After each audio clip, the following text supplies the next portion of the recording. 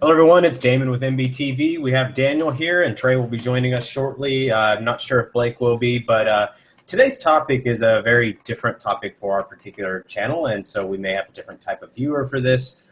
We may not have any viewers at all. It all just depends. But ultimately, today's topic is something very personal to both Daniel and I, and it's taken a major part in our lives. For me, it's been probably a 10-year journey, and it's just still getting started as far as I can tell you. I think it's there's a lot to do with this. So it's about consciousness, spirituality, and really discovering the true you versus what we craft as a personality. So your own personal awakening. Yeah, so this is really about the anti-personality, which and when we refer to the word personality, which is contrary to everything else we've ever posted. We've posted a lot of information about this is what your personality is. Well, this video is actually going to be contrary to that. This video is going to essentially get to the very core components of what makes you you and what gives you the bottom edge of the very bottom. What is actually you versus what is the constructed you. And we're going to really go into that, the detail of what that is and how that is, and how that really ties into personality development and what really is true personality versus false personality. So that being said, I know Daniel's very excited to talk about this topic. I've had a very crazy day, so as soon as I'll let Daniel kick it off and kind of talk about what consciousness is, I'll jump in, and then we will kind of get this going. It's going to be a very intuitive conversation, so those who love the aspect of intuition, here it goes. So Daniel, would you take it off? Great. So, I honestly don't know where to begin. We have consciousness, we have spirituality, and personal awakening. They all have something to do with you, your life, your own life journey, your life mission.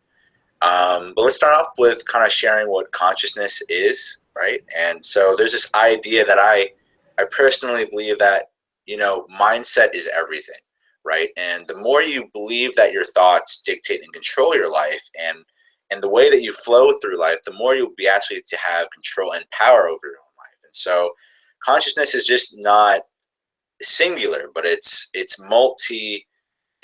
don't even know the word I'm trying to look for, Damon, where it's multiple people. It's everybody and everything that is able to dictate a decision, right? So like you could say that there's a consciousness of humanity and there's the consciousness of one person, and that it may potentially be all interconnected. And so the idea is that, I believe that there's less having to do with randomness and more having to do with, gearing yourself and orienting yourself towards a certain route based on the decisions and thoughts you make. And they both connect to something that either goes towards and builds towards your personal awakening or your own spirituality, your own life direction, your own way of navigating through life. And this ultimately, all these decisions and thoughts and mindsets and experiences build up to your own personal awakening, right? Your own, whatever the hell you're here for, reasoning. And so I'm really passionate about this area of life because throughout any belief system that you may have, regardless of its religious affiliation, regardless of any personal belief system you may have, there is some spirituality within everything that we do as people, right? Separating it from religious affiliation. There's something very interconnected that we do, not only as being people and existing amongst other individuals, having other life journeys, but everything in its very kind of nature is interconnected. And so today I want to explore, what all this means, what consciousness means, what spirituality means, what your personal awakening means in the context of your life journey, your life purpose, your whatever you're here to do, what you feel like you're here to do, and having fun and exploring life in the process. So, yeah, good to be here, Damon. All right, so guys, let's start off with what consciousness is in the very basic form. Okay, what it is awareness of existence. Okay, my personal definition. Now, let me just make this disclaimer really quick. I am not a neuroscientist. I am not a spiritual teacher. I am me. Okay. And so if you guys disagree with anything, that's fine. This is not absolute science. This is not us presenting you as experts. It's just having a conversation which you guys get to witness. So that being said, you know, everybody's going to have their own perspective on this, and that's okay. So let's start with what my understanding of consciousness is, and then we'll go from there. As somebody who is a pretty strong person who believes in the connectedness between people, what consciousness is being, its existence. It's the very fabric in which intertwines everything. If we actually go to a physical level, most of what we see is actually empty space. It's not the object. Even objects that we perceive as solid are actually mostly empty space. So we've formed and crafted a perception of reality through what we call a personality. And that's how we see ourselves, is our perception. But if you were to remove all perceptions of ourselves and all personality facets, all attachments, you would be boiled down to this very thing of all connectedness, which is consciousness. You can call it God, you can call it love, you can call it essence, being, the Tao.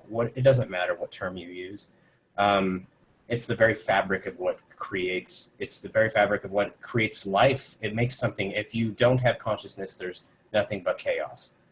And so I want you guys to understand that when I refer to the term consciousness, what I talk about is the interconnectedness of everything. And I've mentioned this before, and I said when you do your spiritual maturity and you work through spiritual maturity, you realize your place in existence along with everything else. And it really starts off with when you're young and an infant or whatever you may be, you're going to have a child who has no separation, which means that this infant or this baby is going to be completely unidentified with itself, and it's going to be connected to this non-attachment style of living. And it has no sense of self.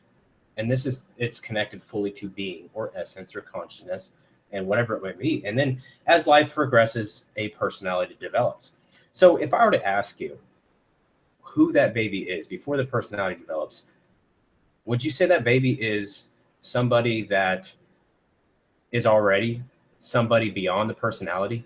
Who is the baby beyond the personality? Okay, the personality hasn't developed yet. So this gets into a question in which you can say, I'm not talking about fetus and all that. I'm talking about the actual baby, the infant that's born, has no personality born. It has no constructed attachment. It's connected to everything. That is who we are at our core. What we do is we build this personality, our perception of existence, and who we are, and we attach to things and identify with things. And this is where a lot of our talk about Enneagram comes in. And we're not going to talk about that today, but we are going to talk about that in the future. So, but when we started forming these attachments, and all aspects of Enneagram are attachments, okay? And there's more about that, which, like I said, that's a huge topic in itself. But let's talk about more about what this formation of personality is. So what we get is this personality that we think is what we are. And there's this theory, and it's called the theory of wholes. And if we dive into the theory of wholes, what we identify is that there's something, that deep sense of missing. Something's missing. And what it is connectedness with the inner you. We live on the surface, okay? And so because we live on the surface, what we're actually missing is the connectedness to the inner you. And as I've dove into NLP, I've started talking and having conversations with the inner me.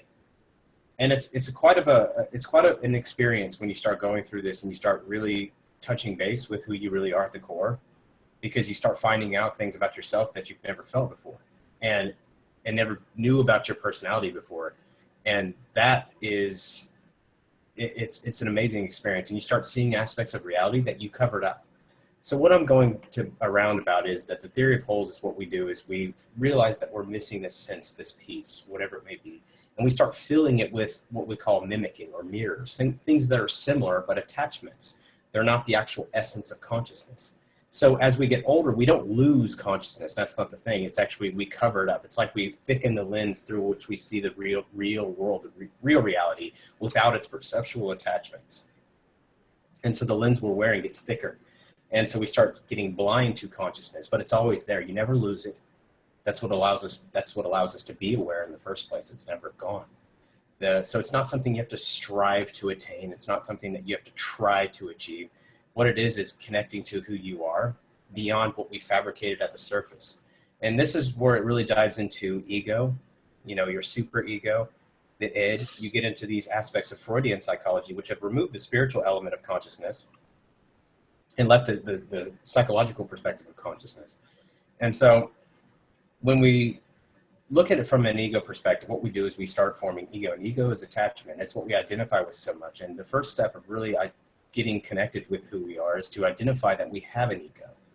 Okay, so, and that ego is attached to whatever it may be. Maybe it's your MBTI type, maybe it's your persona, your image, your body. It could be anything. It doesn't really matter. Our ego is attached to something, some idea, something. And it's a really big a shocker and awareness when you realize that you're something much more than you thought you were at the core. And I don't mean better, worse, or something greater than you, but you realize that you weren't this thing on the surface that you so thought you were, or you may identify with. This is who I am. And this has really been a journey for me, because it's brought me back to an experience where I thought that a particular person was trying to make me somebody I was not.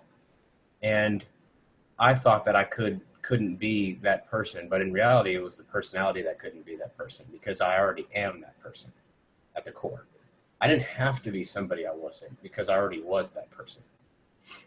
So when we start realizing this from a consciousness perspective, you start seeing these aspects and these layers of you, and all you're doing is like peeling an onion. You're getting to the very depth of who and what you are, and it's a very revealing journey. It's one of the most profound journeys I've ever taken myself through. And seriously, it only takes me 15 minutes a day, and I'm not. It's a journey that I take 15 minutes per day, and that's it. It's a revealing thing to me. So I don't know if you want to add anything, Daniel or Trey, or Blake. Thank you for joining us. So, guys, if you want to add anything, please do. Yeah, I really liked and appreciated what you were talking about with the layers of self, right? And when you can put down your own walls and kind of like see over what's kind of behind you, right? Because like a really great visual that you could kind of use is there's a lot of people just navigating through life who have this huge wall, right? And they're walking and this wall is following them and other people can't really see behind it, right? But the idea is that what's behind that wall is what's really who you are, right? And so, I kind of grew up always interested in what was behind that wall. I was always fascinated with it. And for my personal journey, it was very similar to yours. I really spent a lot of time self-actualizing, what is really, who I really am. And it's been such it's such a captivating experience, because when we can get over the fear of who you are not, and always diving into who you are and who you could be and exploring that gray area, you can really become self-empowered. And, there's a huge, like the moment you start talking about that experience of really understanding the different layers within yourself, it reminds me of when I talk to people who are totally in ego, they have that wall up and they can't express like their authentic self.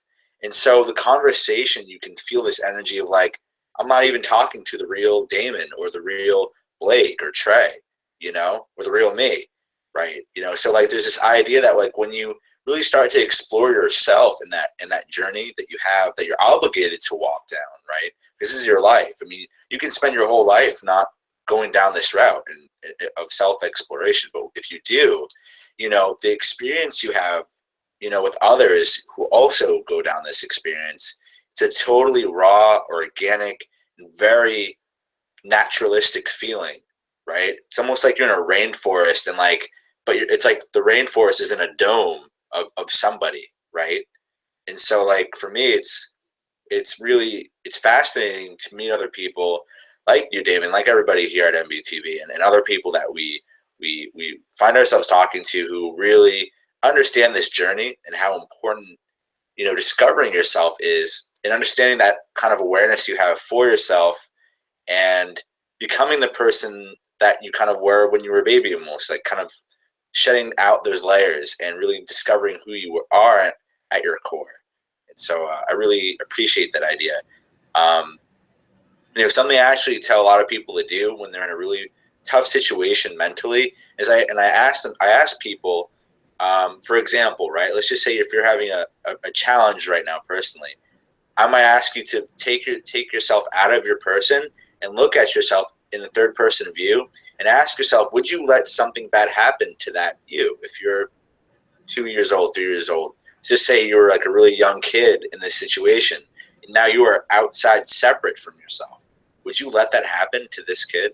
And try to kind of create this kind of reflective mirror scenario for yourself to really kind of gauge a different perspective for yourself. And so that's a very powerful kind of visual to have. I don't know if you have anything to comment on that, but I've been getting a lot into self-loving books, and I'm all about self-love and really discovering that. And so one really great exercise that I like to use that maybe the audience would appreciate is kind of seeing things outside of who you are, outside of whatever your name is and your body, and pretend that you're somebody external and you're viewing on the outside and seeing what kind of decision making you would have to either protect yourself and to be more vulnerable, or to be more guarded if it's a negative situation. There's so many ways of looking at the self and how to approach it. So I don't know if you. I don't think we're I don't think we're getting to where we need to be getting to right now, which is, I mean, no, not that what you're saying is, Trey, your microphone, I think it needs fixed. But getting down to the bottom of what it is, because I just saw something in the comments, and I want you guys to understand when I talk about ego, I'm not talking about position of arrogance or like I'm egotistical or even egoism in philosophy. When I'm talking about ego, I'm talking about attachment. Okay, I'm talking about false identity. I'm talking about things that are you attach to in the world, whether it's, this is a part of me, whatever it may be, whether it's a material thing or a person or an idea or a concept or a self-image or even humility in itself. Or you can be attached to having no vanity, okay?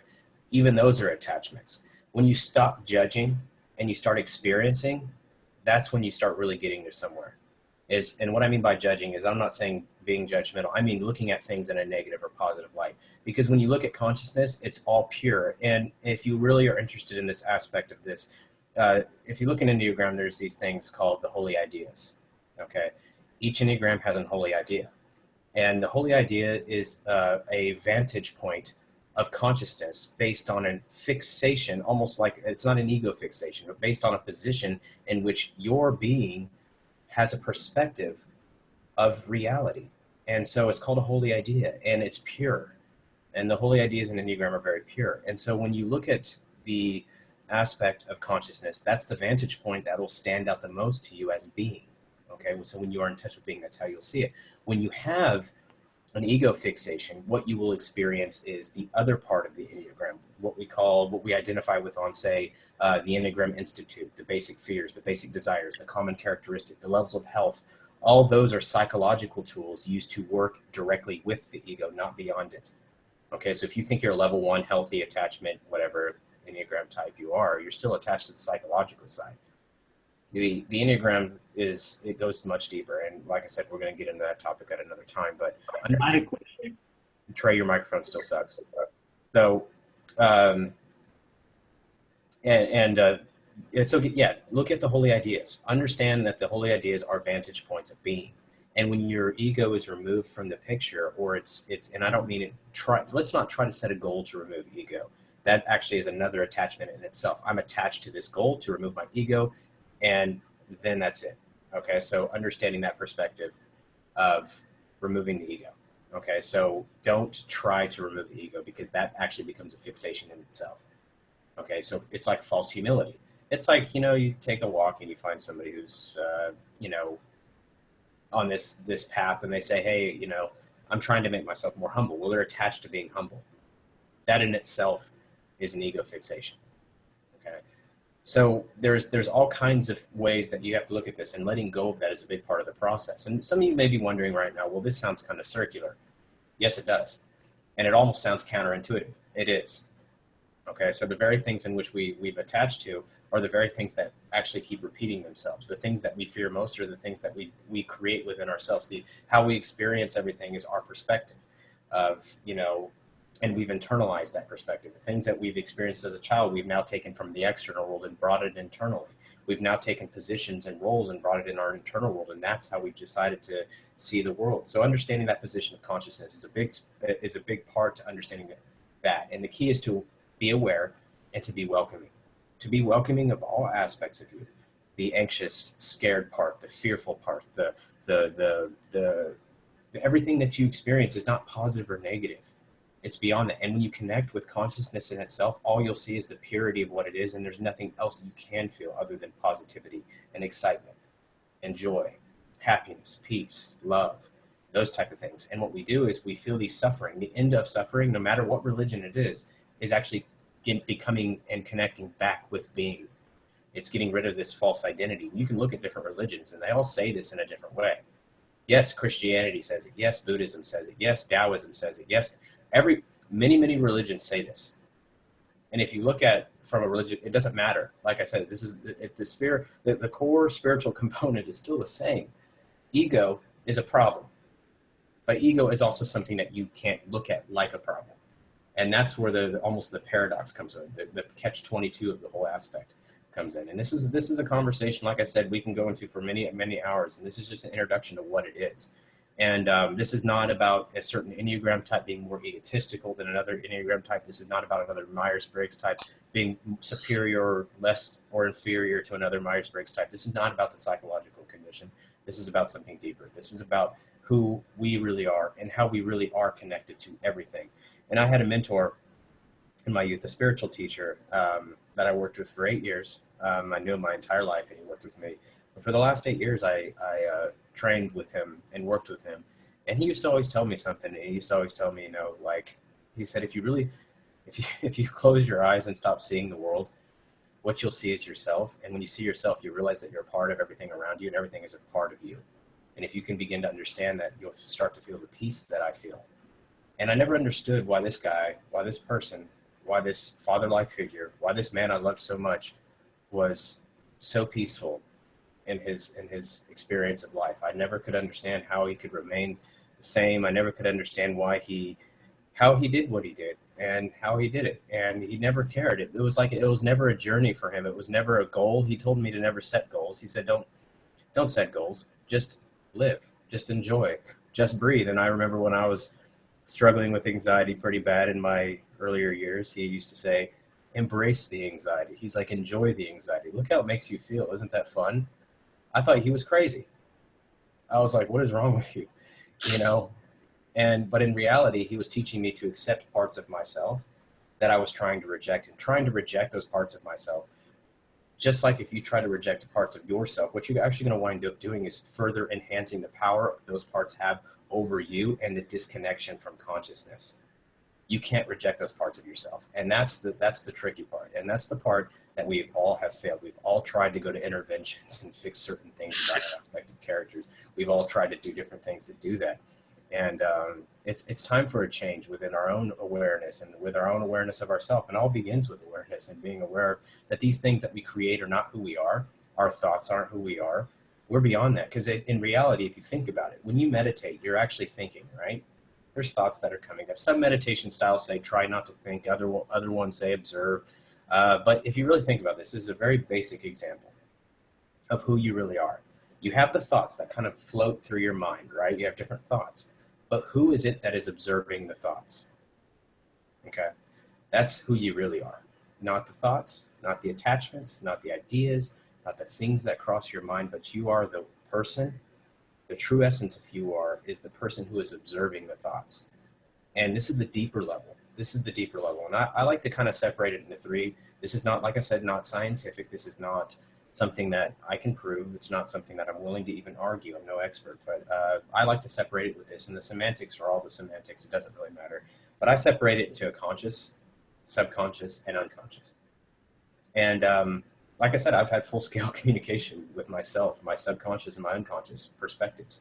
And I've seen sides of my character that I never knew existed, or at least they were so buried that you come face-to-face with it and you realize the truth about yourself. And it brings a sense of joy and peace to you that I can't explain to anybody without them actually experiencing it. I can't explain to somebody what what actually kind of power it brings to you. And I can tell you I suffered from this in my youth, because when I used to come across people, and I used to, talk to people, or, go on dates with girls or whatever in the past, what I would find is that I was always looking for something deeper. I would look into someone's eyes, and I felt like there was some kind of shades over them, and I couldn't get past it. And I just felt like there was something deeper, and I wanted to see that which is beneath. But I was disappointed in myself because I could never see what was beneath myself. And I also couldn't see what was beneath that person. I felt so blind, and I would beat myself up for this because I felt like I could never connect to people. And I felt like I felt like I didn't belong, because, and it wasn't like I felt ostracized. I was just like, what the hell is wrong with me? I couldn't really connect to people because I was looking through my own shades, and then trying to pass someone else's shades, and I couldn't even get past my own. And I would get so frustrated, and my frustration would inevitably be directed at the person that I'd be talking to. And I've created a method and a series of self-sabotage throughout my life, destroying relationships one by one by one, severing every connection I've had with people, regardless of what it was. And it's not always my fault. It doesn't matter whose fault it was, but I went through my life severing connection after connection after connection after connection, until one point you realize that you have severed every connection in your life. And you've done this because what you're doing is the very thing that you profess that you want so bad with the conscious mind, which is, I want connection. I want to understand and see people for what they really are with the conscious mind. My unconscious is not allowing me to do that. It's actually enhancing the opposite. And my unconscious is actually more powerful than the conscious mind. My unconscious, the infant child that is there, is like, you are not going to do this. And I'm going to just go ahead and call it a helpless child. The helpless child that is inside of me, the unconscious portion, the baby, the infant, is like, you can't help it. You can't. I couldn't help this baby, and it actually took control. All the conscious and the subconscious were being controlled and manipulated by this little baby, and this little baby was in control of my entire well-being, my creation, and I was actually inevitably attaining the very thing that consciously I wanted to get rid of so much. I wanted to push it away so much. And this is where the real challenge was I was fulfilling this. And I've talked about this in previous shows about psychological attachment.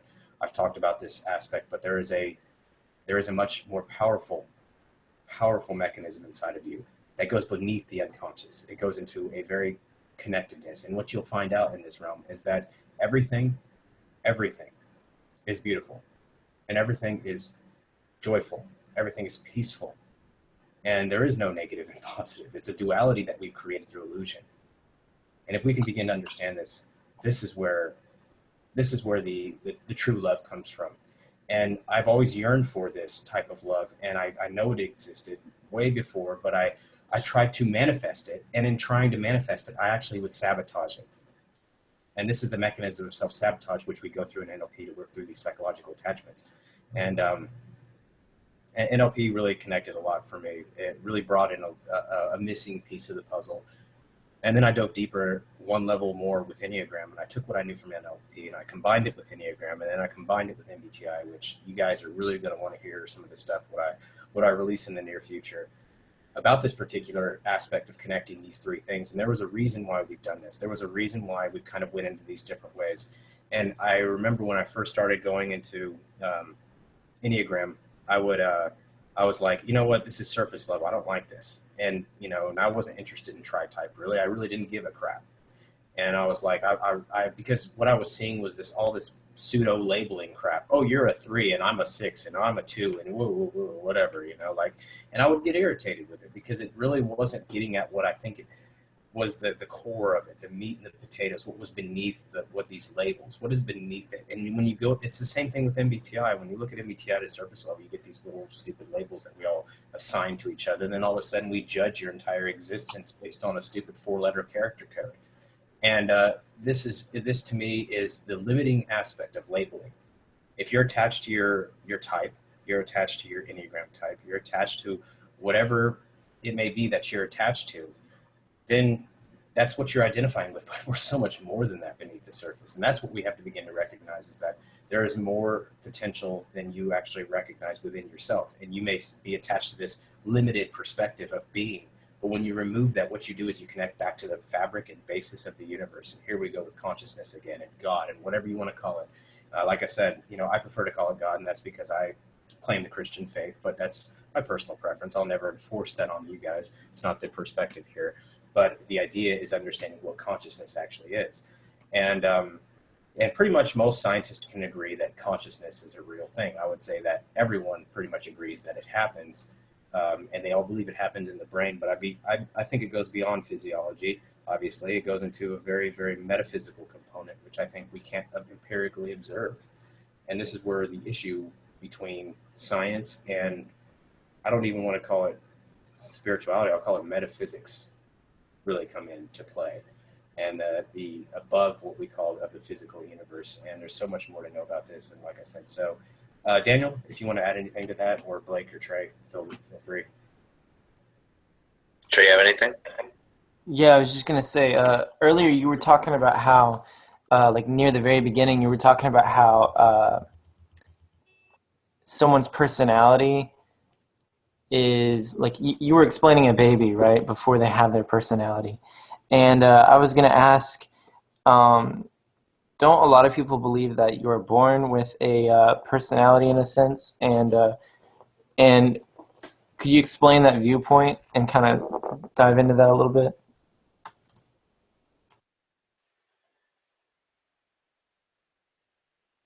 You're on mute.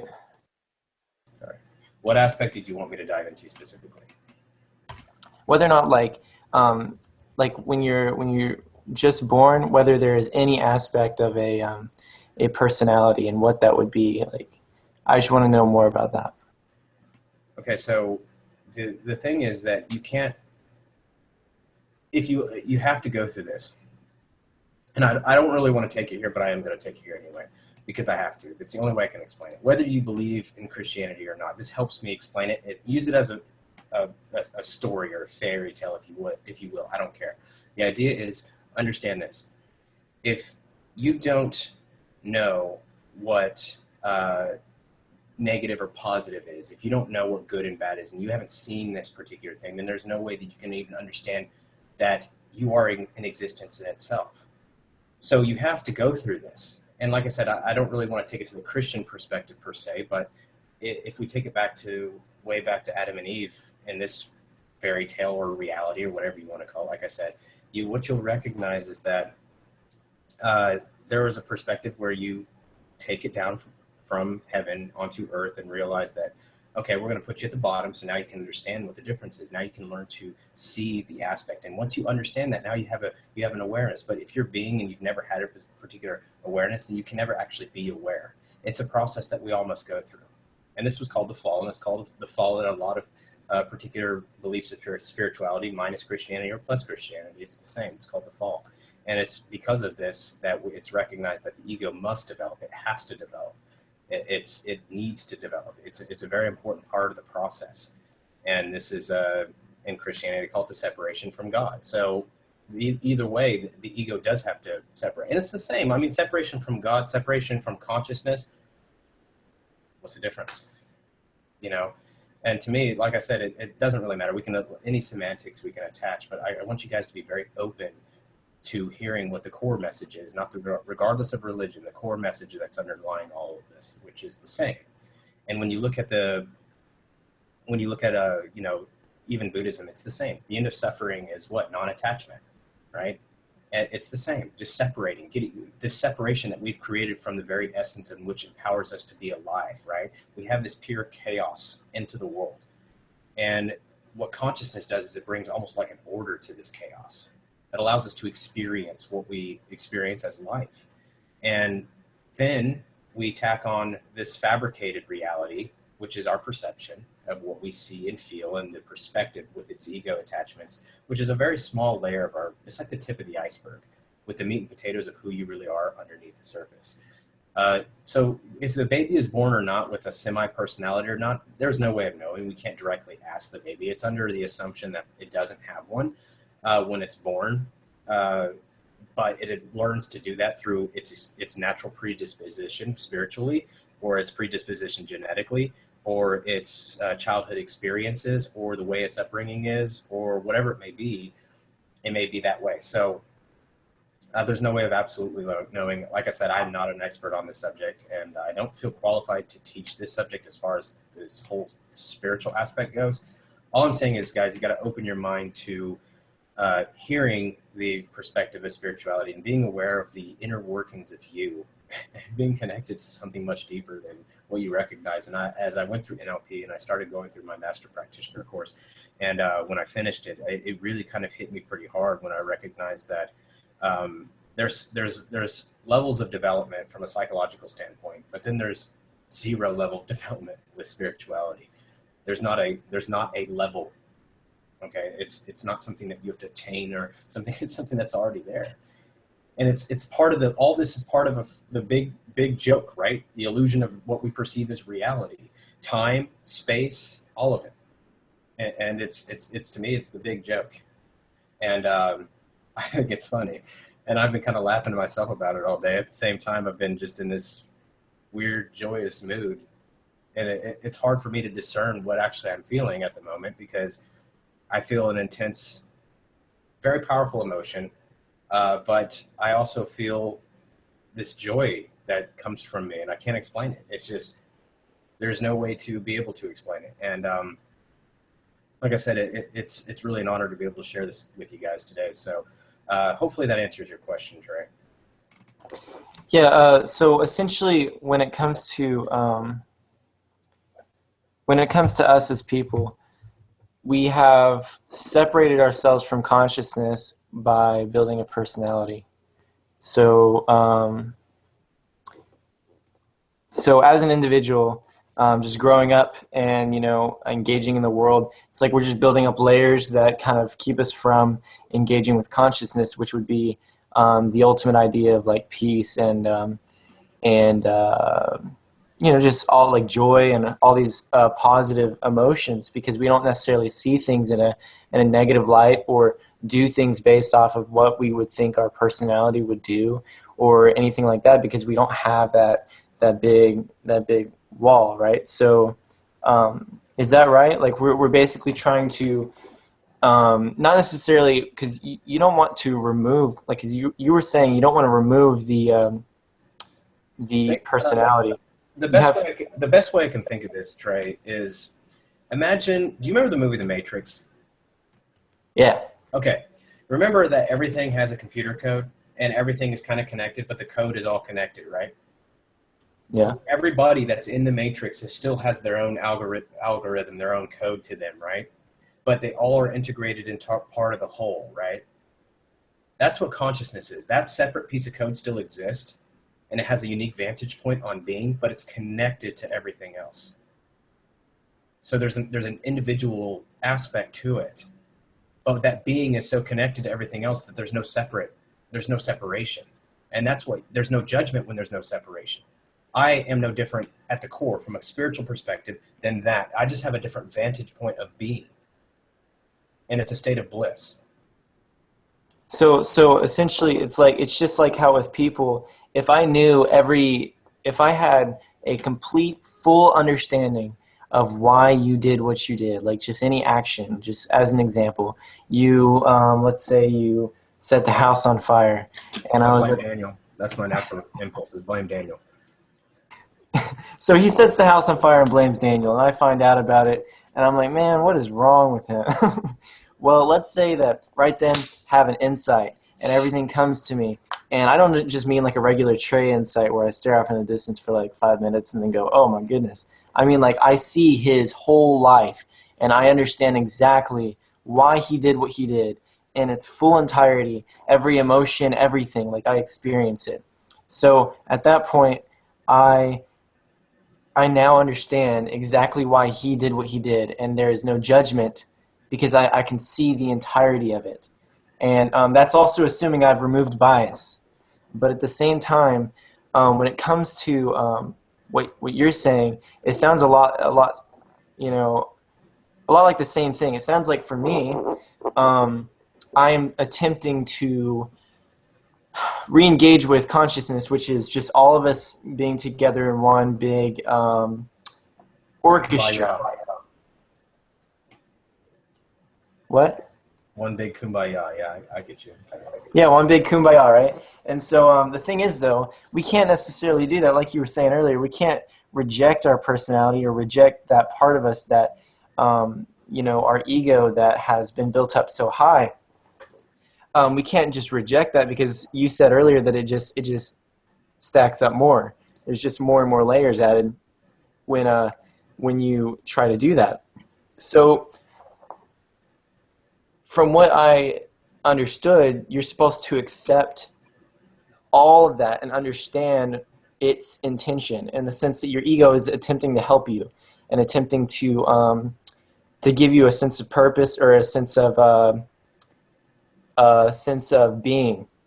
And so you have to understand, you have to look at the things that you do as an individual and say, okay, I understand why I do this. I understand why, for example, my ego would create this for me. I understand why, this exists in my personality, and I don't necessarily reject it, because if you understand it, you'll accept it. And so what it sounds like is we're attempting to understand this personality of ours and say, okay, what is it that makes this? Why is this specific layer here? And what purpose does it serve really? What is it really trying to do here? You know what I mean? And when I say it, I'm not necessarily trying to remove the personality from myself, because it's been a part of my life my whole life. But at the same time, you have to accept it so that you can move forward. Because like you were saying earlier, from what I understood, rejecting it only adds more layers. So understanding yourself fully, like to the T, understanding every part of your ego and why you're doing what you're doing would only remove that, because you are no longer attached to it. And so then you can reconnect with consciousness. Well, yes, and there's another aspect of it too, though, of course, and that is understanding that everything that you have deemed as a negative behavior, generally, and I'll say generally because I don't know everything. Let me just say generally has a positive intention behind it. Okay. Somebody may ask me, well, I'm abusive to my wife. They'll say, well, why am I abusive? Why do I beat the crap out of my wife? They may ask me that. Who knows? And I'll say, well, why do you beat the crap out of your wife? Really? Like, ask yourself that. Because it makes you feel good? That's a positive intention, right? Right? It makes you feel good when you do it? Isn't that a positive intention? It's just manifesting itself in a society and socially and ethically or morally negative behavior, negative way, but ultimately it still has a positive intention. And if we can understand that most negative behaviors have a positive intention, that's a start. Okay, so there's an aspect why that behavior has created, and if we can acknowledge what the underlying negative behavior or the positive motivation is for that negative behavior, then we're one step closer to understanding what is actually happening at the core. And this is true for anything, really. I mean, anything. Whether it's murder, whether it's anything, there's some kind of core positive intention. Maybe it's a sense of relief. Maybe it's a sense of whatever it may be. There's some kind of core positive intention behind it. It doesn't justify the action by any means, but there's some kind of positive motivation that creates a negative behavior, and that's done through, and without such an extreme example, let's say you just want to stop an addiction or whatever it may be, then maybe it's just something as simple as, you want to lose some weight and you keep eating and you don't know why you're eating, right? Maybe you're eating too much or whatever it may be, and you realize that eating makes you feel good, and it makes you feel better than maybe whatever losing weight would make you feel, or maybe it's a self-sabotage mechanism. Whatever it may be, there's some kind of positive motivation behind eating excessively. And we got to, as a culture, we have to stop kind of judging these things. We can't just go, that person lacks discipline. Maybe they do. Maybe they do lack discipline. So what? Isn't it more productive to be able to help them recognize what the positive intention is behind that behavior and get them in tune with themselves than it is to judge them, point the finger at them and say, wow, you're a really sack of crap. And, you suck at life and you have no discipline. And, I've been known to be blunt and direct, and I've defaulted to that quite a bit in my life. And I've been working very hard to try to correlate and correct these aspects of myself, and it never worked. Okay, like it's like reactive. It's like I'll say something that's too late. I'll say something that's too late. I'm like, damn, this is not working. And I've done this for years, trying to fix these quote unquote negative aspects of myself. But in reality, when you start realizing that my negative, blunt, direct form of communication actually has a positive intention behind it too, you start to really learn to appreciate that side of you. I see what you're trying to do. I see how you're trying to do it. I see what you're trying to fulfill. I'm not going to judge you for this. And I'm talking to my subconscious or my unconscious. And as I've labeled it in my own semantic way, I'm talking to these different aspects of my character. And I said, okay, I accept what you're trying to do. And I appreciate you. And I thank you for doing this. You're trying to do what? And it's usually the same. There's three major attachments, which I've said in previous live shows. You've got your rejection attachment, your deprivation attachment, your control attachment. What are you trying to protect? What is it that your ego is trying to protect? Because the ego is formed to protect. The first thing about the ego, the three aspects that construct the ego are three things. First, it's the first aspect, at least the first part of the ego development process, as far as I understand it, is that you become aware that your body is separate from everything around you. So when you're confined to a physical form and you're no longer metaphysical as a spiritual being, what you do is you have a separation. You realize that, I can now touch and feel this, but when I pull my hand away, I don't feel it anymore, right? So I must be separate from this object. Okay, so this is where the first part of the ego is created. Touch, I must be separate. And repeating that over and over again, that's part of the separation. That starts separating you from consciousness. But in reality, what we realize is, even our physical bodies are mostly empty space. And this empty space is shared with all the other empty space. And when I say empty space, it's completely empty. I'm not talking about the atomic particles we can't see. I'm talking about beyond that. There's just emptiness. It's mostly empty. And I believe it's like 98%. Don't quote the statistic, but I think it's like 98% empty space. And so that's how much we actually don't recognize that our body is 98% empty space. What we see is the atomic bonding. But even then, if you zoom in, I guess close enough, they say that the atoms aren't even touching. They're actually circling around each other in empty space. So if we can understand this, what we recognize is that we're sharing the same damn empty space as the next thing. But once our bodies create this separation thing, oh, I touched this table, now I'm not part of the table anymore, I must be separate. That's the first step. The second step is deprivation. So the first step is this bodily separation. Second step is deprivation, which is I have a need. I need water, or I have to go to the bathroom, or whatever it may be, or I need food, or I'm crying because I'm hurt, or I'm in pain, or my stomach's upset, or whatever, and it's not being fulfilled. Now I know that I'm more separate. Somebody's not fulfilling that. Okay, something is not fulfilling that. Something is not taking care of my individual needs. This is the second part of the ego formation. Like I said, as far as I understand it. The third part of the ego formation is when I'm going to call it mirroring. I don't know if that's the correct psychological or spiritual term, but I'm going to call it mirroring, is when you have your people who raised you, your parents or whoever it may have been, who are not fully conscious beings, reflecting their own self-image onto you, and then telling you how separate you are and how unique you are and how different you are and how separate you are. And they're enforcing their own images upon you, and you're taking your own image and creating an own image fabricated from that. So these are the three components of this. And if you look at this from an Enneagram standpoint, what you'll realize is its body and its heart. Or if we break this down, body, which is your control center, your head, which is your deprivation center, and then your image center. Okay, so your feeling center. So if we look at it from the Enneagram's perspective, we have the three centers. It's also the formation of the ego, and you can see how this happens. And then you can also see the inner triangle in the Enneagram, which is the 0.9, 0.3, and 0.6. Okay, so it should be 0.96 then 3, but we'll just say 963, and that's your inner triangle. And I'm saying 0.9, not type 9. Okay, that's a different thing. Whole different conversation. Point is, you realize when you start forming this ego, it's a necessity, or else your needs don't get met. The head center, like I said, on the Enneagram specifically, is about deprivation, primarily because your body gets in alert mode. And in alert mode, you're not having needs met, and so you live in a basis of fear. What's going to happen, right? And then you have this image center, which is the mirroring thing I talked about. So what you can see is you can see the connections between just Enneagram and NLP. I haven't even combined, not Enneagram and NLP, Enneagram and spirituality. And then I can combine NLP and I can throw in MBTI. and you'll see all the connections that underlay all these systems, and they're all the same. And it's kind of a miraculous thing when you start seeing how these things all interconnect. And when you recognize that, you start saying, okay, now I'm starting to see that all these separate systems that this part of the world created, and this part of the world created, and this part of the world created something to help me come to terms with myself and accept all aspects of myself, not reject them, not push them away, not try to shy them away, not try to move them away. So, Daniel, you've been quiet over there, and this is your subject. Any thoughts? I want to bring this into practicality for people watching, and the idea of bringing this into physical action.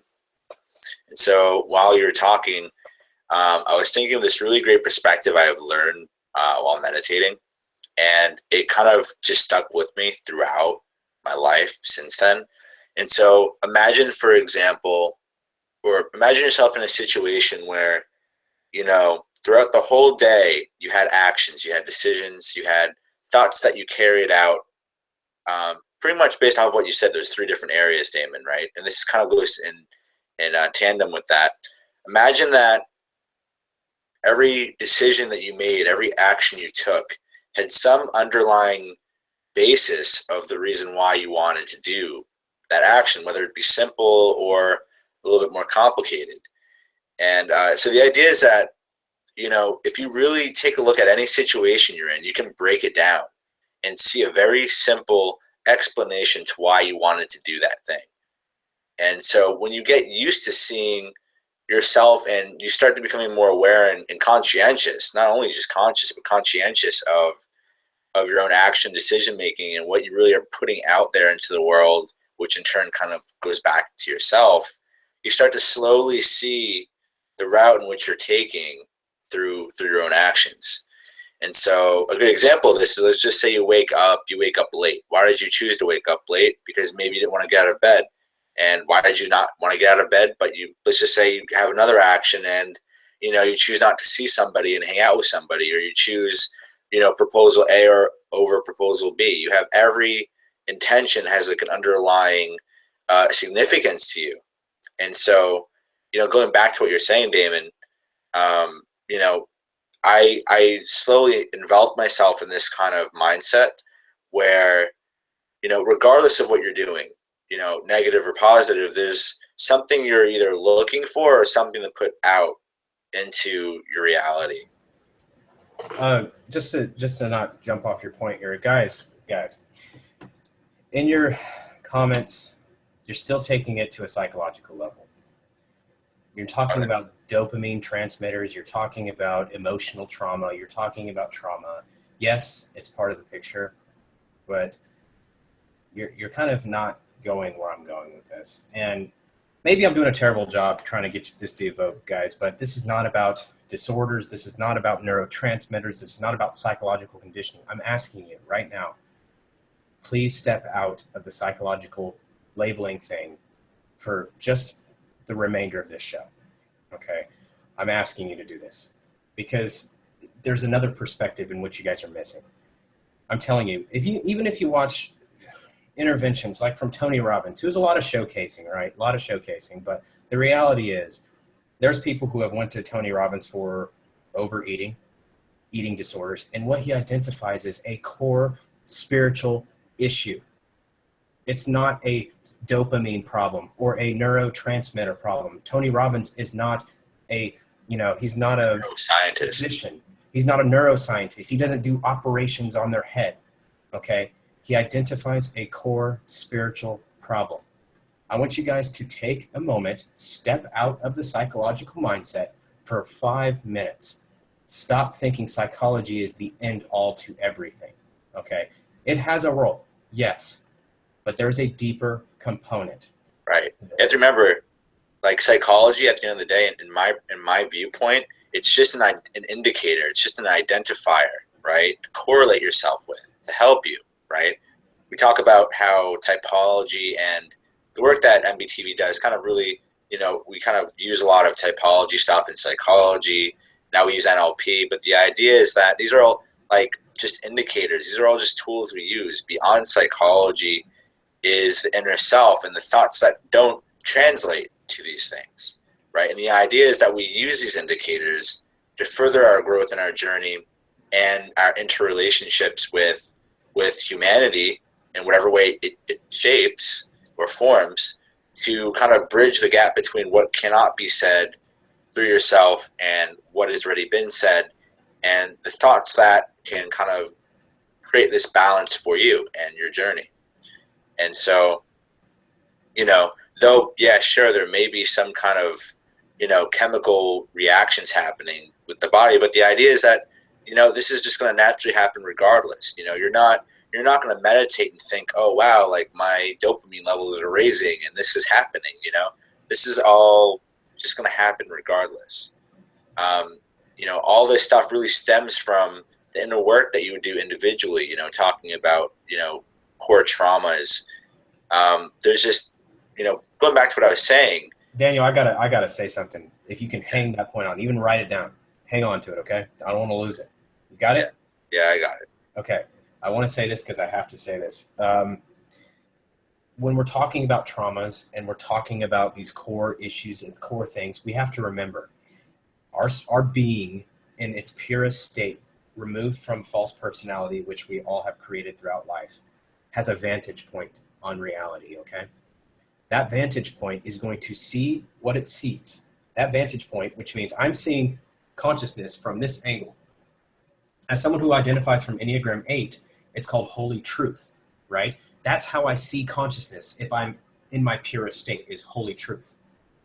All right? I see it in a perspective of holy truth. Now, naturally, I don't see it that way because I've got a huge ego. So the point being is, though, I see it from the lustful 8 state. Okay, I see it from this state that has this neurosis of lust, and it's not just lust, sexual lust. It's lust of life. It's lust. It includes all types of different lusts. The point is, if you read Naranjo and Character and Neurosis, you're going to see that the 8 has a lot of issues that are associated with the fixation on holy truth, but uses the theory of wholes to fill it with fabricated mirrors of what the holy truth actually resembles. That being said, if I can go, okay, this is the perspective and vantage point of the spiritual dimension. This is how I'm seeing essence, or my consciousness. This is how I see consciousness from this vantage point. What we're going to identify and show is the perspective that is how I see consciousness. So that is the way that it's going to come across to me. But it doesn't mean that's all of what it is. But you got to recognize the nine holy ideas are all associated with the same core thing, consciousness. The holy idea from someone who identifies with type 9 is the same consciousness that someone who identifies with type 7. It's all parts of the greater whole. And if you can recognize this, what you'll start seeing is that I'm seeing this from a very unique vantage point, and I can learn to appreciate and love it for what it is. But I'm going to get a different perspective of consciousness than the next person. So I can't tell you what it's going to be, and or what it's going to be for you when you start exploring and experiencing what consciousness looks like.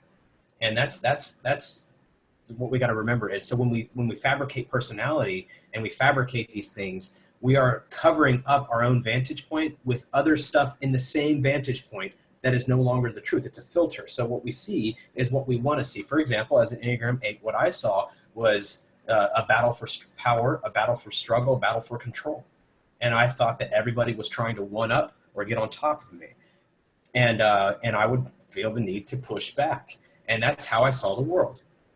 Okay, that's how the world looked to me. And I would have every piece of evidence lined up to justify that vantage point because that's what I saw. This is also called a meta program in NLP. Okay, so when I'm talking about these particular things and how they manifest in themselves, they manifest differently for different people because everyone has a unique vantage point. And if we can understand that, that's the next step of understanding what Daniel was saying. Daniel, I'm sorry to interrupt. Go ahead. So pretty much what I was saying, I think, was along the lines of that beyond what we can think and feel and translate to others, right? Is there's this, we all have like a sacred language, right? Called, you can just say your own, you can call it your own ultimate perspective, right? And this language you can't transcribe. And so a lot can be lost in translation between what you really want to get out into the world and what is kind of sacred with your own consciousness or your own self, right? Something that will be really hard to translate if you try to put it out there into words. Even us intuitives, like we have, you know, everybody can be intuitive, but I mean, maybe you can agree with me, Damon, like, you know, not everything can be expressed. Not every groundbreaking viewpoint or thought can be expressed in a way that can be easily identifiable to other people as it is for you, 100%. And so the idea is that this journey that you have in your life is a very personal experience. And so there's something that happens very often on my other YouTube channel for meditation. Is people tell me about my experiences, which is totally relevant to the fact that why do you want to know about my experiences when you can be creating your own? In the format in which I'm presenting, you know, how to meditate or how to kind of maybe see life in a different way is to create that own user experience for yourself and to explore that on your journey and to create decisions and a better lifestyle that you want to live based on just what you're discovering about yourself. And so, you know, I really want to get across that there's this inner language or energy that we all have that is just unique to us. It's what makes us all unique and different. And that no one person is the same for the very reason that we're all here to exist and experience different things. You know, even though we may be closely walking on the same path, right, as everybody in this live stream is, you know, we all have different journeys. We all have different experiences and different life missions, different discoveries to pursue, you know. And so the idea is that why do we experience life is totally debatable, but you can't refute the idea that we're here to exist, we're here to experience one another, and more or less having a positive experience is more favorable, right? And that affecting others in a profound way also affects us in a profound way. And that there's just a language or energy that's not transcribable to the outside world of yourself. You know, like Damon was saying before, you know, we are like the middle, you know, technically the person speaking right now isn't the person who is me, Daniel. It's this entity between, you know, who is Daniel and what is inside, not being conscious Daniel, right? And so you have to remember that we navigate through life, you know, self-discovering and rediscovering not only who we are, but what life means to us and to perpetuate what we want out of it. You know, there is no actual, you know, literal, oh, you came into life to do this. You make life what you want it to make. You know, you make life what you want. And so, you know, part of the reason why I love to do what I do is that everybody at some point in their inner core, when you get to a certain point, there is something that perpetuates or something that wants to come out and to give that person the life, some kind of energy that gives you, we'll put it on you for the situation. You know, there's something inside you that at your inner core, there's something that you want to express to the world. There's something that you want to give back. There's something that you want to explore. And these things will all change, right? Your exploration will always bring you in different kind of paths and journeys in life.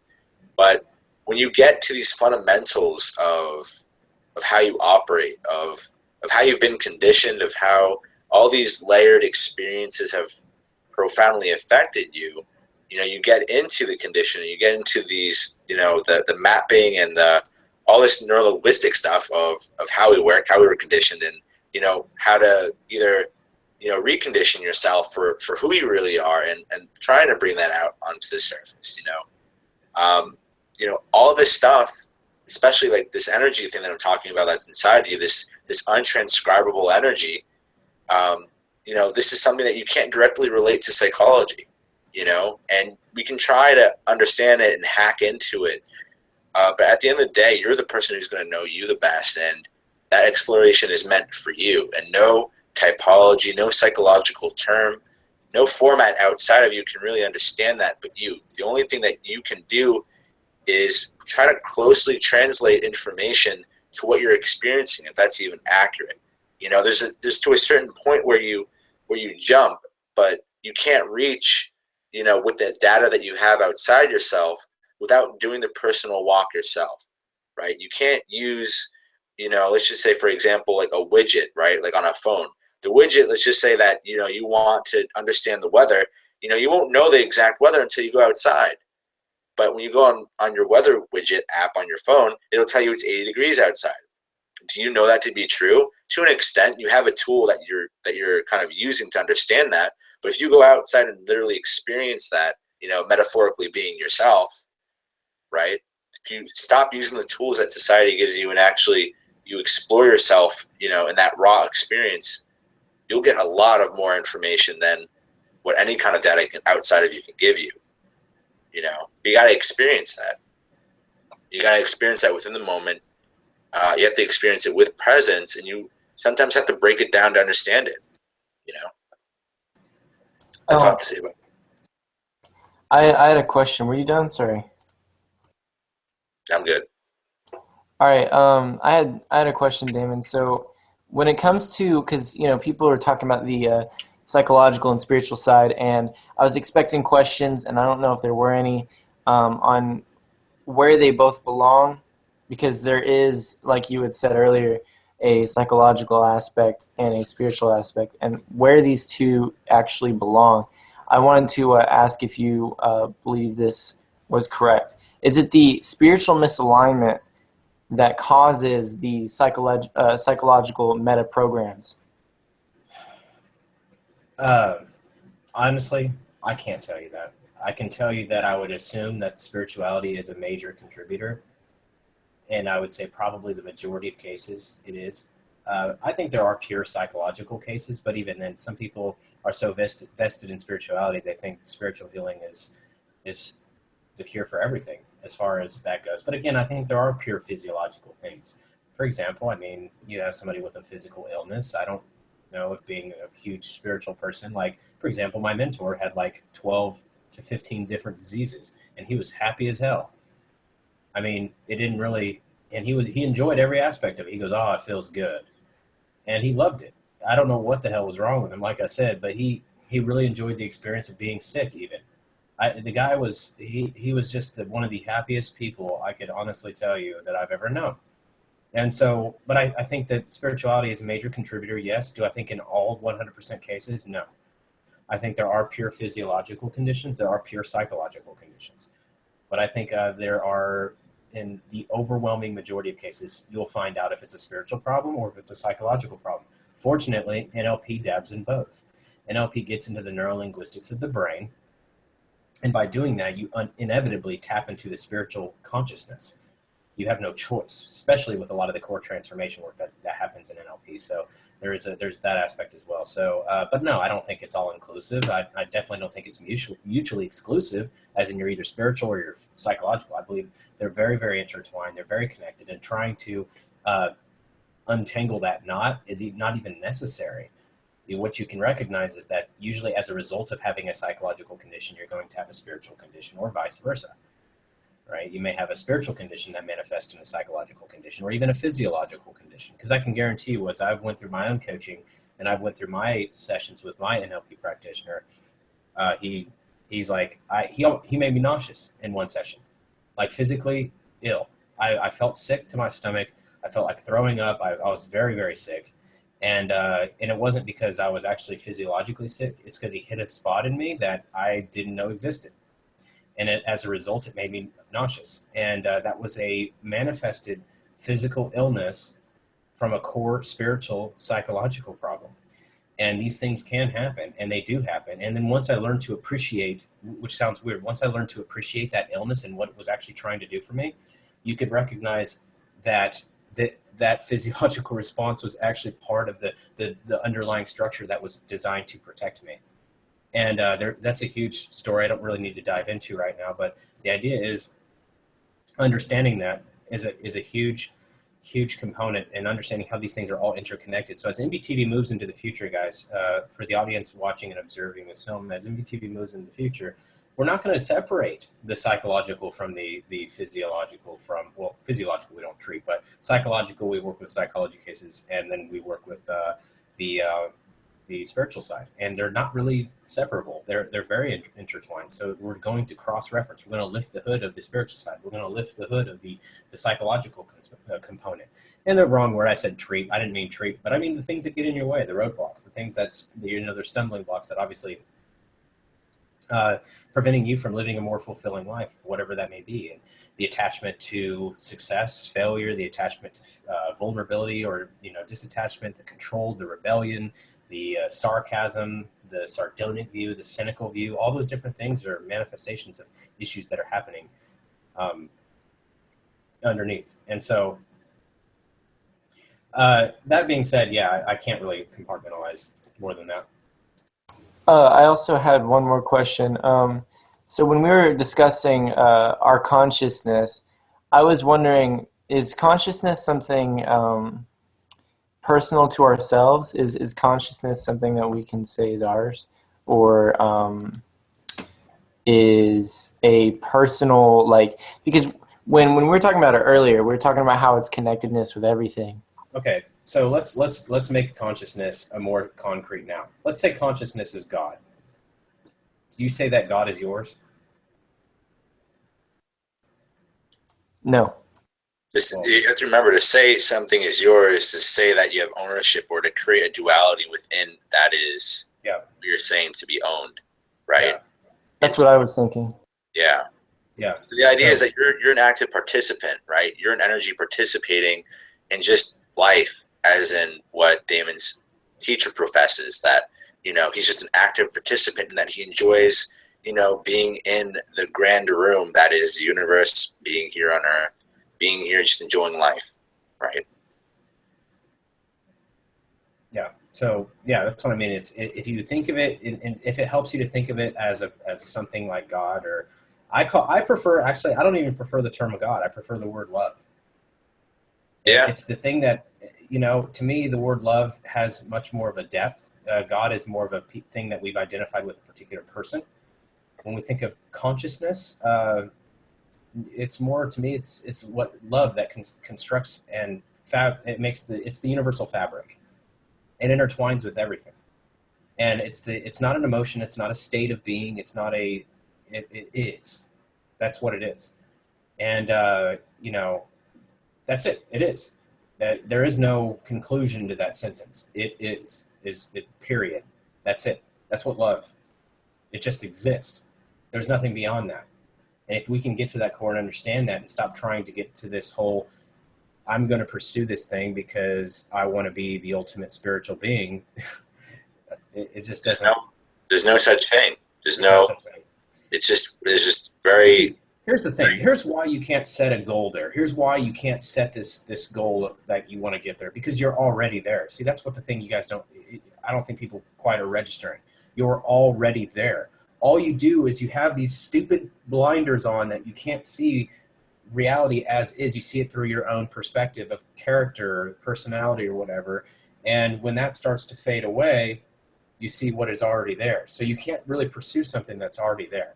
It doesn't go away. It doesn't exist. So now you say, well, I'm going to set a goal to remove these. Well, then you're just creating more of these. You remove this one, now you got this one. Then you remove this one, now you got this one. You can't do that. It's really coming to terms with you. And that's what it is, and really connecting with you. You'll read anybody who knows what they're talking about as far as spirituality goes, and they're, it's like, hey, meditate. I got a story real quick, and then, which is this. I remember when I was training in martial arts, and I would say this to my teacher. I would say, do you ever think that I'll get through this? Do you ever think that I'll finish this? Do you ever think that I will master this? Do you ever think I will? And he goes, well, that's up to you. And I'm like, I know. What do you think? And he goes, that's up to you. And he's like, why don't you just enjoy doing what you're doing now? Just enjoy it. Don't try to set these particular goals. And I would be like, okay, well, I want to finish this out. He goes, why? And I said, because I want to master this. He's like, but why? You're setting a goal it's impossible. And so it's important for me to recognize that the further I would dig myself into being attached to what this mastery was, the more at risk I was to being humiliated when I would find myself removed from it. I would actually self-sabotage myself from mastering this particular thing. And so it's understanding those particular perspectives that are key. So I can tell you that this particular teacher of mine was a very great spiritual mentor of mine, and I'll never forget him. And so the key is just to understand that whatever the case is, to really open your mind to what you don't know, and try to not logic your way out of everything, and try to reason with everything, and accept that there may be a God, or there may not be a God, or a God may not be actually a physical thing, or it could be anything. It just accepting that open-mindedness, because that's attachment in itself, you know, and understanding that you're attached to an idea of something, right? You know, being open to what could. And this is a different part of you. This is a different part of you that you have to learn to accept as what could be. It could be different. It could be something else. It could be very unique. It could be something that you're not aware of. Like I said, don't attach to these words and semantics of what, and these pictures of what we think what may be or what is. I see somebody in the chat mentioning how spirituality is different for different people. That's 100% true. Yes, it is different for different people. The word means something differently, but we can break it down into semantics, but let's not do that. Let's not worry about semantics. Let's worry about what's at the core. Get the core meaning of what I'm saying, look beyond the surface, and identify what's happening beneath. Identify where you are at in existence, not where you're at physically, but in existence. And if you can do that, then I think you'll start to move into this point of extreme awareness, which I think is key to really coming to terms with who you are. And so what I have to add to that is that, you know, what Damon was saying, you know, we're all students on this life that we're living in, you know, and that you have to remember that, you know, going back to a very fundamental perspective, you know, you add or subtract on your perspective on the situations you find yourself in, right? Going back to how Damon's master lived life, or his mentor, you know, you wake up, right? But it is you who associates your current state of mind either in a positive or negative way, right? You can wake up totally in a negative space for no reason. It's a blank slate. You woke up, you know, you are not in bad health, you know, you're alive. And so, you know, whether you broke up with a boyfriend or girlfriend, or you're in a divorce, or you're not physically healthy, or you're in a really crazy place with your career or purpose, you know, you have to remember, you wake up every day with that blank slate. You have every option in your whole life, every moment to kind of change the way you see your life. It's all a mindset. You know, how you are now, you can be blessed with living in a not so bad kind of lifestyle. Whereas if you go in any other parts of the world, people struggle with the very things you take for granted. And it's not even necessarily looking at an idea or a lens of, you know, taking things for granted or being thankful, you know, hashtag Thanksgiving, but, you know, really appreciating the fact that you have that mental control to say, wow, like, I just got fired yesterday, but guess what? You know, I can make anything of my life right now. I have that control. This is my journey. I can do whatever I want. I can quit my job if I wanted to and do something I like. I could do this. I could do that. I could pursue, you know, this area of, you know, of a career because I'm interested in that, right? The idea is to kind of pursue life and pursue the different things that you want, you know. The idea is to be curious and to approach things with a, you know, positive mindset. Sure, life is going to get you down sometimes. That's always going to be a part of life. It's kind of like, you know, it's debatably, you know, a part of life that will never go away. Life is always going to challenge you, but life more or less will always, beyond that challenge, the way you perceive yourself and the world, you know. So that's really important to understand, is that you're in control of how you see yourself and how you see the world. And you can arguably say that, you know, aside from being successful, you know, financially, your own personal success is how you see the world, right? And growing your own perception of yourself and how you see the world. You know, like if you ask anybody who is, you know, spiritually successful or personally successful or just happy, or somebody who's just really peaceful, somebody who has a lot of wealth, you know, there may be a correlation of what they'll share with you as far as how they see the world, and, you know, being in control of their mindset and navigating through life, being aware of that how they think about themselves directly affects their outer world. And so that's what I have to say about that. All right, so let's give Blake a chance to interject anything if he wants to. I don't know if he does want to interject, but I just want to make sure he has a chance to talk. He's here looking fancy. So. Yeah, I wanted to interject a little bit. When I was growing up, while I was going to high school, I encountered a lot of people who were spiritually confused, and some of them resorted to just being total atheists, no belief in any sort of metaphysical, no spiritual connection whatsoever. It's just us, this physical, this flesh here walking on this earth. It's just that, and that's all it is. Damon, I have a question for you. What sort of advice, like what resource would you refer these people to so that they could be better educated on this matter? Because I mean that's the thing that I always do is I drop something in their hand, like send them a link to something that they haven't seen before that isn't, a traditional or Abrahamic religion that they've probably only been exposed to, something from Eastern spirituality, just something that's totally alternative, just to get the gears churning. Well, I have something to comment on that, Blake, real quick. Yeah. You have to remember, people who are in this space it's just a part of their own specific journey. And so naturally, the golden rule is that you have to be curious to make change. If you're not interested to make change, if you're not curious to make change, then there's no room to, even if you throw someone a resource in their face, if they're not interested and they're not curious for their own self-development, then they're just not going to see it. They're going to be so oblivious to it, and everybody has experienced this at one point or another. Everybody has the experience of somebody else telling them, hey, there's this issue that you have, and it's like this, and here it is. And if you're not in a space to hear it, you're just going to go, huh? What? They're not going to be there. And so the idea is that they'd want to be generally curious and interested.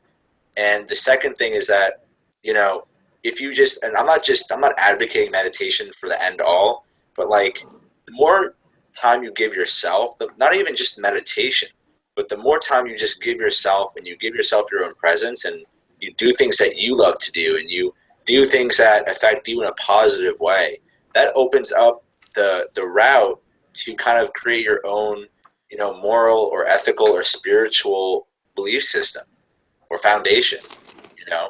It's not about, even, you have to remember, in my perspective, everybody grows up with a belief system and it evolves over time. So people who are what do you call it? Let's just say you don't believe in God. You still have a belief system. It's just not religiously affiliated with, right? Everybody has their own belief system that they have. And the idea is to not say anything about it, but to help them just on their journey in general. That's for them to resolve and figure out. Everybody evolves with their belief system. Sometimes it stays in place for a while, but at the end of the day, sometimes it just gets really old and it breaks down, metaphorically, and then people kind of strive to get back out there and do different things. So it's not our place being outside of, not being that person, right? Let's just say my Aunt Janet, right, has always had a hard time. She's been,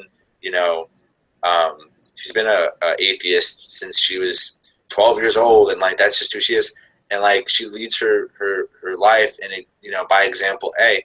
It's not my place to impose anything on Aunt Janet, but the idea is that by just being myself, by just leading my life by the example in which I want to lead it, that opens the window for curiosity, right? Leading yourself by the standard in which you want to carry yourself and the effect that you want to have on others, right? The more responsibility you have on yourself and the people around you will naturally incline people to be more curious and interested when you set that standard for yourself, right? When you follow your own. So I gotta jump in real quick because there's something I want to make sure that's clarified.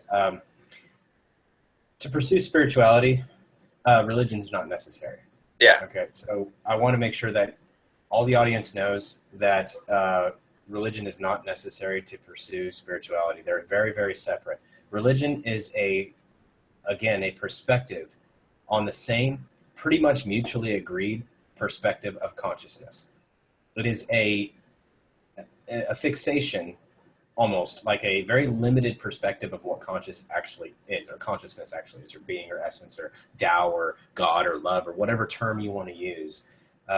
It's not necessary to really pursue religion. So people who have been raised up in American culture, Western culture in general, whether it's the Christian religion or other Abrahamic religions or whatever, whatever their religious base is, you don't really need to, further explore that necessarily, nor do you need to further explore any other religion, regardless if it's Eastern or Western. What you need to do is really come to terms with yourself. And so, Blake, to answer your question from my perspective, it's not so much about, looking at other religions to get a complete perspective.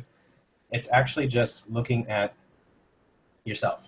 And my best solution for people is schedule a consult with Daniel.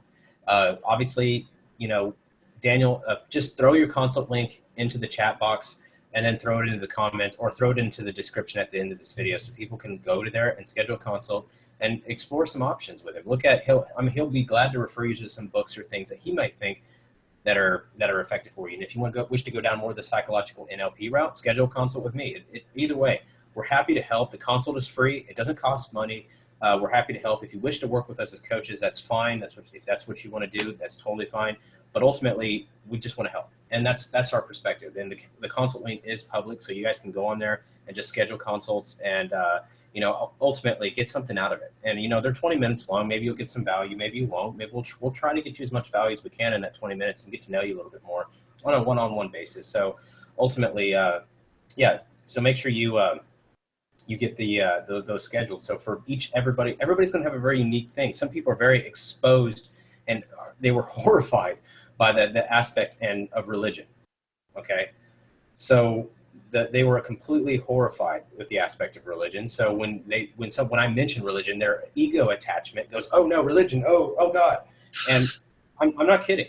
They freak out when somebody says religion, and this in itself is an attachment. It's a fear. It's a fear of whatever happened to them to make them dislike the concept of religion, or whether it doesn't make sense. It may not be a fear. It just may not make any sense, or may be inconsistent. Whatever the case, our goal is not to convert you into any, aspect of what religion is. We're not going to preach or teach you religion. That's not the perspective here. The perspective is to come to terms with yourself using techniques from NLP, using spiritual techniques that get you in touch with yourself. And it's not so much like, hey, things that are like, and again, if you have a particular religion, just make sure you let us know, like, okay, that doesn't really fit with what I believe. Okay, we'll work around that. It's not about, making you believe a certain thing. We're not here to teach you a series of rules. And there was somebody here that says, being open for religion is for me not a good thing to mix with spirituality. I agree with you. Flua CS, that means being open to build your own life on ideologies made from humans with no support. It's separate from the topic of spirituality. Yeah, that's exactly what I'm getting at here. Religion has nothing to do with, well, it does, but it doesn't at the same time. You don't have to pursue religion to get to spirituality. That being said, like I said, if you have questions on it, and for your unique case, schedule a consult with Daniel and I, depending on what route you want to go. We have different consult links. One's NLP. My angle's a little more psychology, NLP, MBTI. Daniel's going to be strictly focused on the spiritual aspect of it all. And he'll focus on really tapping into that spiritual component. You may find that you need interchange between us both. It just depends. Daniel and I will obviously converse and figure out what the best solution is for a particular case or problem that you may be struggling with as well. So we're very open to working with you guys, and we really do appreciate you guys' contribution to what you've given us today. So, and given us all throughout the growth of MBTV, and whatever we can do to help you. It's consider the consult an appreciation for you guys' support and contribution and being part of our community. And we're very happy to give that to you. So like I said, it's free. So that being said, yes, keep religion out of it. Don't confound religion with spirituality. Okay. So if you do that, you're already going down a dark path. Like I said, some people really turned off by religion. I don't blame you. I'm telling you, I really, really don't. Just gather a framework and stick with it and do what you need to do. Yeah. And so, and like I said, my personal beliefs, they're my personal beliefs. And if you want to put this in MBTI terms, I prefer FI, which means that I value whatever you believe naturally. Okay. So it's not like I'm going to really care what you believe as far as your own religious beliefs go. I want to make sure that you're connecting with you and you're getting to the bottom of what you really are relating to, and I'll try to work around your particular preferences and whatever that may be. So, it's just really getting to understand it. So to summarize Blake's question, ultimately, every case is different and every person is different. Sometimes reading, a little bit of Lao Tzu is going to solve the problem. Sometimes reading, a little bit of even biblical scripture is the solution to the problem. Sometimes not reading any religion is the problem. Just sitting there 15 minutes a day in peace and quiet solves the issue. It all just depends. Sometimes reading a book written by a personal development guru solves the issues. It just depends on the unique situation. And I can't really say one size fits all as far as the approach to spirituality, which is why it takes someone who's experienced working with spirituality. I mean, I worked with a spiritual teacher for 8 solid years, and it was hell. It was hell in a lot of ways, and it was because I was very limited in my perspective, and I was attached to what I knew to be true and what I thought was true, and my perspectives on and my anti-this or anti-that perspectives made the challenge much harder than it had to be. And so when I ultimately what it boils down to is being open-minded. You have to be open-minded, not open-minded to religion. Okay, don't change your religious beliefs. If they're what you believe, that's fine. Be open-minded to connecting with you. That's the key, connecting with what's going on in here internally. And if you can do that, that's where the key is for you and your own personal journey. So, that being said, Flua CS, I know I gave away my view on religion, but I want to make it clear that personal beliefs are not a problem for me. I'm just into the debate about religion. Well, if you really want to debate about religion, you can go to Talking with Famous People. They love debate. And so if you really want to debate about that, that's more the debate channel. This is a we want to help you channel, as in we want to work with you directly and be able to provide whatever resources you need to move forward. But if there's a bunch of ENTPs on there who just love to debate, so if you're into that, I recommend Talking with Famous People. Great stuff. So I actually love that channel. So get on there. If you want to debate, just pick an argument with host Eric or some of the other hosts on there, and there you go. So go ahead. You might want to start with somebody else first and just move up to host Eric. Was one more topic I wanted to touch base with. Okay, go ahead. As a good giveaway for everybody watching this video, if for whom it pertains to after this video, if you're watching this and it's not the live event, go Google search the image Wheel of Life, okay? And then look at the different dimensions that life has for us, right? Family, relationships, personal growth, spirituality, general health, career and purpose. There's all different dimensions of life that we need an acquired presence with to really understand what those dimensions of life mean to us.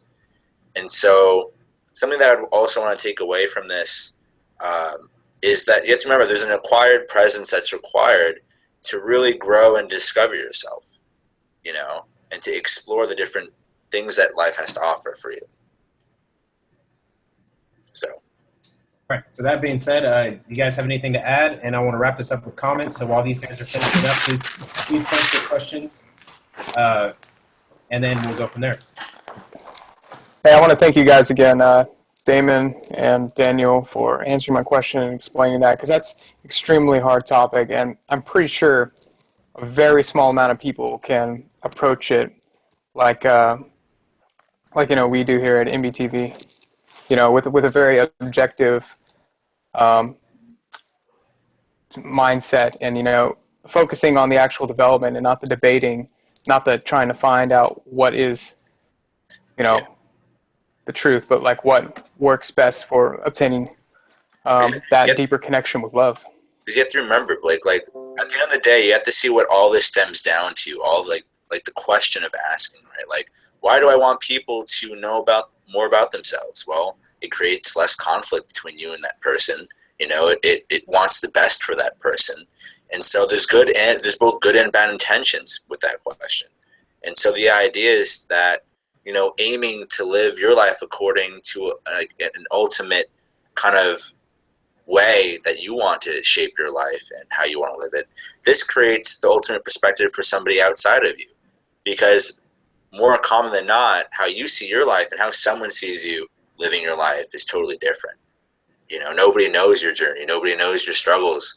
Nobody knows you unless you want to show them, right? And that's the great kind of experience we have here, is that, it's not required for us to participate. It's not mandatory with other people. When it comes to social communication, it's not mandatory. It's optional. We have the option to give ourselves, to different degrees. And part of respecting and appreciating people outside of ourselves is understanding that they have their own life journey, and that they are interested and curious about your life perspective and your journey, then they can ask you, And so if somebody asks you, what, something about your journey or life, or what they think is something, then you can create that connection. But it has to be desired. With every desire comes the energy and commitment to want something to change. So, something to think about. Food for thought.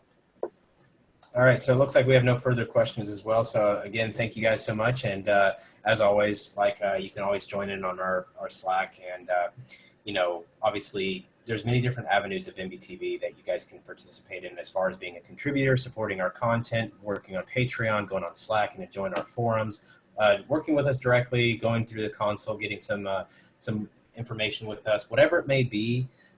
We're here for you. And that's really what I want you guys to know. And however you want to contribute or be a part of our family, I welcome you, because at the end of the day, this conversation is truly about connecting with other people and understanding that we're all torn from the same cloth ultimately. And we're all part of one big thing called being or consciousness.